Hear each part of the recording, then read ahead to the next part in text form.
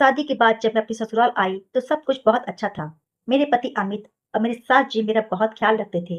लेकिन शादी के कुछ ही दिनों बाद मैंने अपनी सास जी की एक बेहद अजीब आदत पर गौर किया। मेरी सास रोज रात को ठीक 2 बजे अपने कमरे से निकलती थी। उनके हाथ में एक पुरानी चाबी होती थी।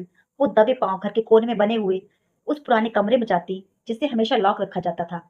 अंदर जाकर वो अपनी पुरानी लकड़ी की अलमारी को खोलती और करीब 1 घंटे तक अंदर कुछ करती। मुझे उस कमरे के अंदर से उनके रोने की और सिसकियों की आवाज आती थी। शुरुआत में मुझे लगा कि शायद वो अपने स्वर्गीय पति यानी मेरे ससुर जी को याद करके रोती हैं, लेकिन धीरे धीरे बात बढ़ने लगी। अब वो दिन में भी गुमसुम रहने लगी और उस अलमारी के चक्कर पहले से ज्यादा बढ़ गए थे। एक रात मुझसे रहा नहीं गया। मेरे मन में अजीब अजीब और डरावने ख्याल आने लगे। क्या मेरी सास कोई जादू टोना करती है या फिर उस अलमारी में कोई बहुत बड़ा खानदानी राज छुपा है?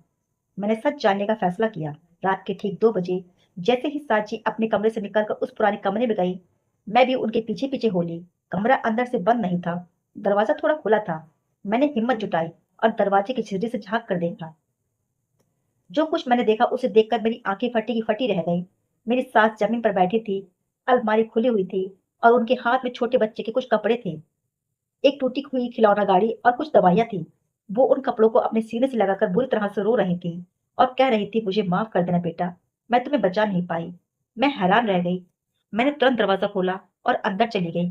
मुझे अचानक सामने देखकर सास जी डर गई और अपनी अलमारी को छुपाने लगी।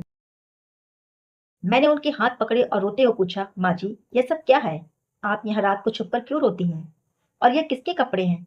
सास जी ने अपनी आंखें पोंछी और कांपती आवाज में बताया, बहू, अमित के पैदा होने से पहले मेरी एक बेटी हुई थी, पिंकी। जब वो 5 साल की थी तो एक एक्सीडेंट में मुझे छोड़कर चली गई। मैं उस सदमे से आज तक बाहर नहीं आ पाई हूँ। अमित और समाज के सामने मैं हमेशा मुस्कुराती हूँ ताकि कोई परेशान ना हो, लेकिन अपनी बेटी की याद मुझे चैन से जीने नहीं देती। इस अलमारी में उसकी आखिरी निशानियां हैं। मैं रोज रात को यहाँ आकर अपनी बेटी से बात करती हूँ, क्योंकि मुझे डर है कि अगर अमित ने मुझे ऐसे टूटते हुए देख लिया तो वो भी बिखर जाएगा। सास जी की यह बात सुनकर मेरा कलेजा कांप उठा। जो सास मुझे अब तक बहुत सख्त और अजीब लग रही थी, उनके अंदर एक तड़पती हुई माँ का दिल छुपा हुआ था। मेरी आंखों से आंसू बहने लगे। मैंने आगे बढ़कर माँ जी को गले से लगा लिया और कहा, माँ जी, आज से आप अकेले नहीं रोएंगी। आपकी बेटी तो चली गई है, लेकिन आपकी यह बहू आज से आपकी बेटी बनकर आपका दर्द बांटेगी। उस दिन के बाद से माँ जी के दिल का बोझ हल्का हो गया। अब उन्हें रात को छुप कर रोने की जरूरत नहीं थी। मैंने और अमित ने मिलकर उन्हें इतना प्यार दिया कि वो उस पुराने दर से बाहर आ सकें। दोस्तों, कभी-कभी सामने वाला इंसान जो छुपा रहा होता है, वो कोई गुनाह नहीं, बल्कि उसका कोई पुराना दर्द या मजबूरी होती है। किसी को भी गलत समझने से पहले उसके पीछे की वजह जरूर जान लें। Thank you.